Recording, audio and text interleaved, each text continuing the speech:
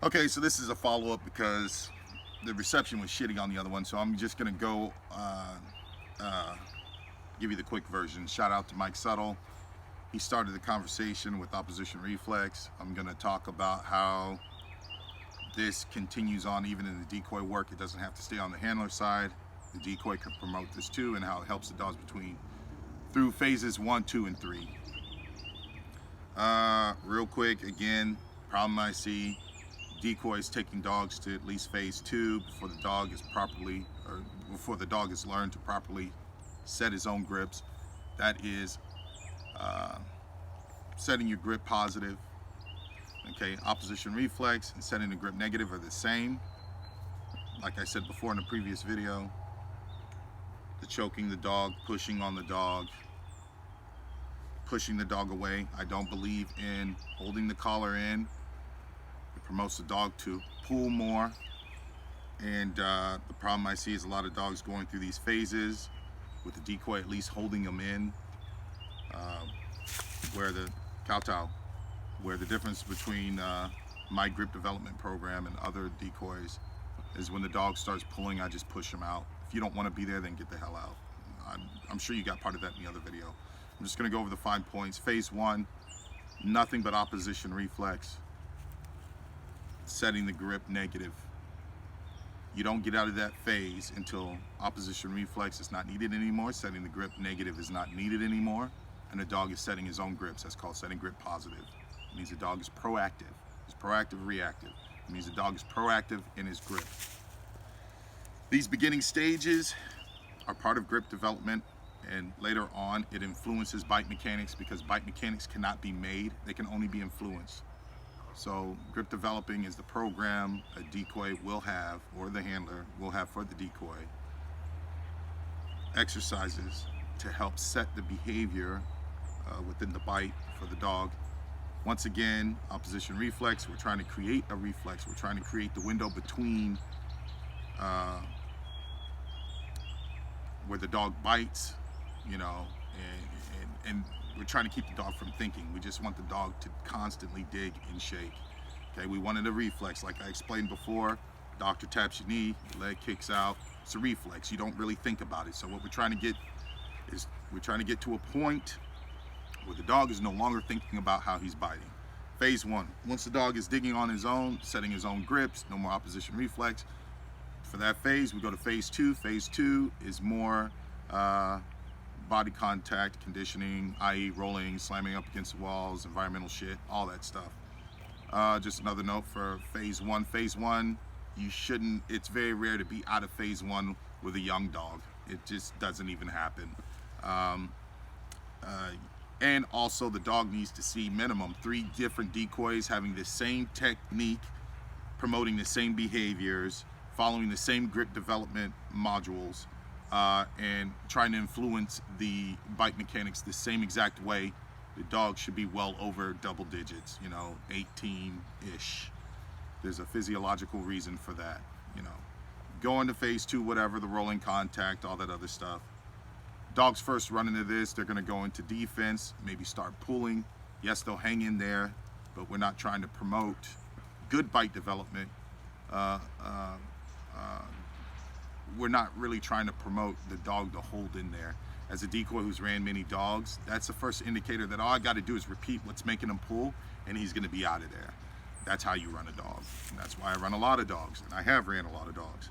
So phase 2, we're still, even if we're rolling, even if we're doing all this other stuff with the dog, when the dog starts pulling, we're still promoting opposition reflex if we need it, i.e. choking, pulling with the collar away from.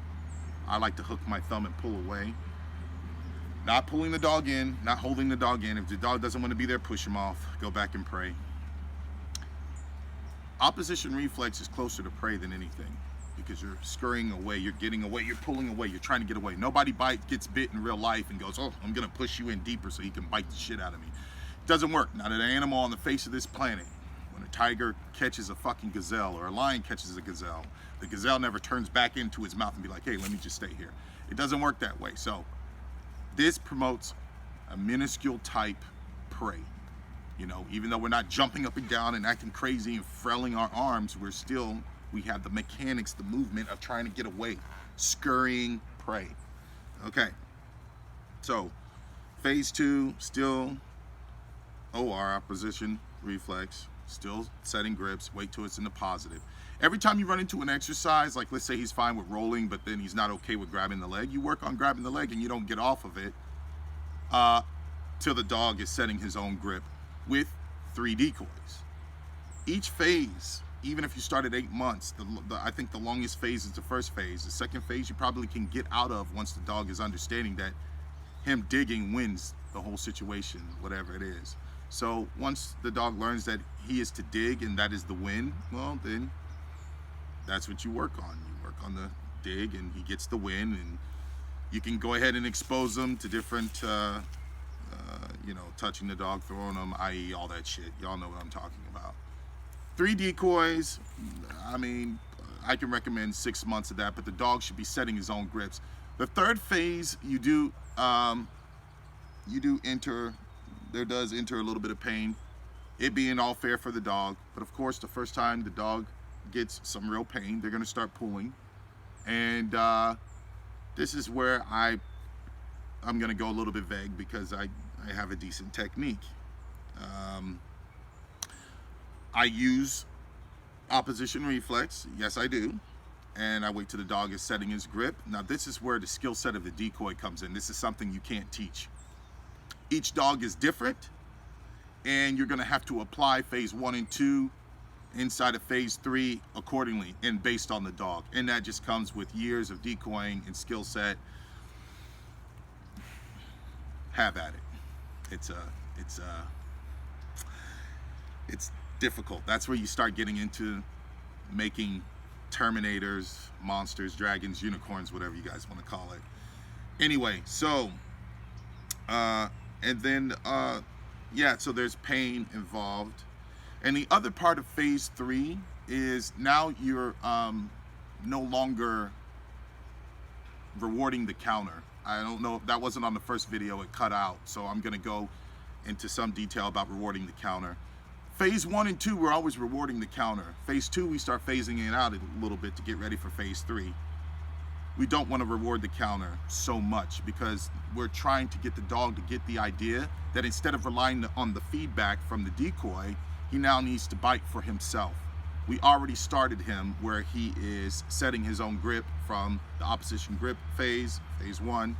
Phase 2, he had some kind of pressure, or what we call pressure, and the only way he got out was opposition reflex. I'm sorry, the only way he got out was proactive setting his grip, proactively setting his grip. That's how he got out of phase 2. In phase 3, we don't necessarily give him so much feedback. So he sets his grip, I change the number. I might let you and react and give you the counter, the reward for the counter, which what's funny is I double up on the reward also reinforcing the bite. The reward, when he does it on his own, it's still opposition reflex. So I'm greedy with the, excuse the noise, I'm greedy with the bite. So I still am creating opposition reflex. After so long, I don't, especially when I'm going against the counters, I don't give him any feedback, and the feedback he can't necessarily rely on. So for instance, the first part of phase 3, the first time he counters, I give him a reward. Are we really gonna have to start this again? Hold on for a second, guys.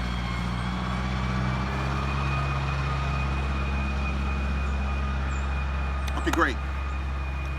So the beginning stages of phase 3, I'm going to give up the counter. So he digs, I give him the counter. I'm never, ever, ever, ever, you're never gonna see me, unless it's a dog that really, this is called nursing, good boy. As a decoy, you're not really gonna see me do that. I shouldn't.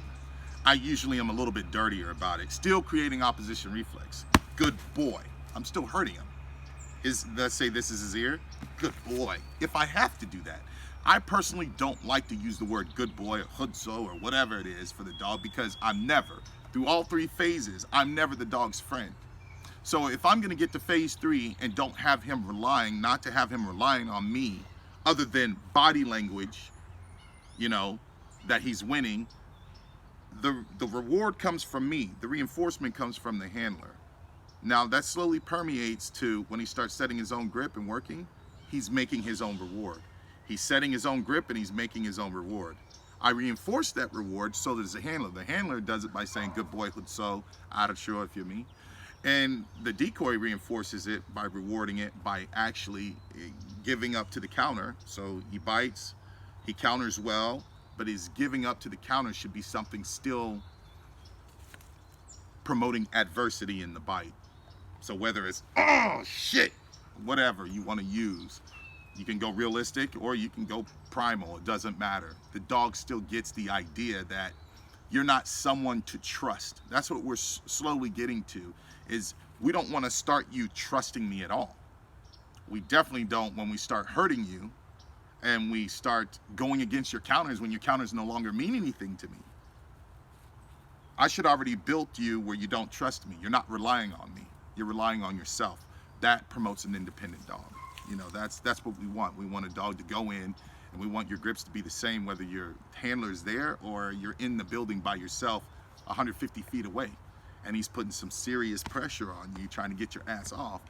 And of course, naturally in real life, he's gonna pull away. So based on the first stages of phase 1, when the perp or whoever's getting bit is pulling away, which everybody naturally does because they don't have a fucking bite suit on, this dog, without being told, will be setting his own grips if you've done it properly. Promoting the dig, promoting the cadence protocol, whatever, of digging, biting, shaking.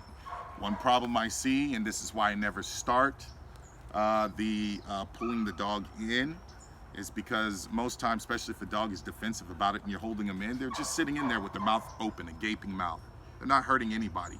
First of all, this is not realistic. It's never going to be applicable to real life. You will never be able to apply it to real life unless you have an extremely strong dog.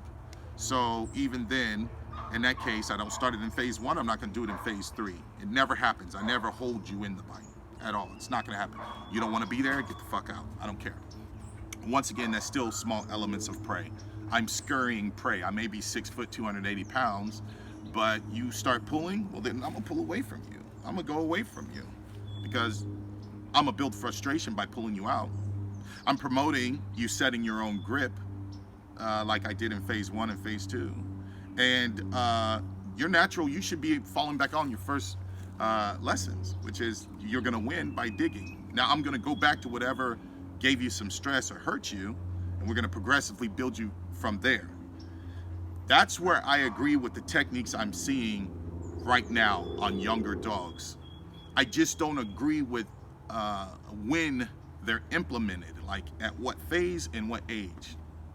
But the work itself, minus holding the dog in the bite or making sure he doesn't go for your face, all those things, I don't agree with, because if you're worried about a dog coming off and going for your face, then that means that his grip development has not been properly done. His bite mechanics are not as good as they should be. Therefore, you shouldn't even be on phase 2. All dogs go into stress. Eventually, I push everything into defense. They're gonna have to. It's a sink or swim type thing. But I create a buffer with drive, so the dog has something to fall back on. They're old enough to handle the defense also when I push them into defense. They have their own constitution. Their balls have dropped. They have the right levels of testosterone in their bloodstream. They're their own person. And now they have the exercises, or they've been having the exercise to reinforce that they are their own person. They're their own entity, person, whatever, dog. They have to do it on their own. They're their own animal. They have to start creating this on their own, and that is the only time that you will get a real biting dog. Not all dogs make it through all 3 phases.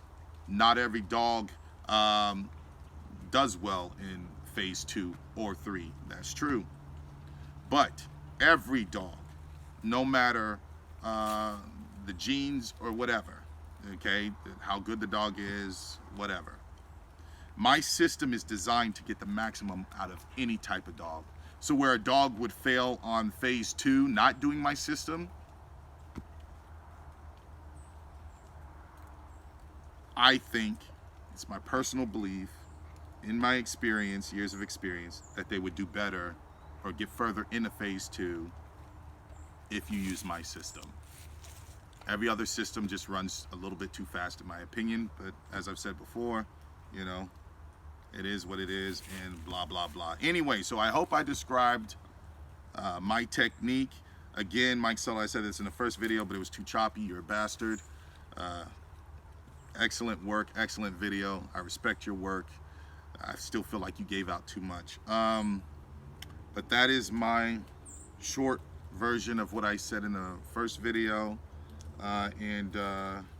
Okay, apply it and see how it works.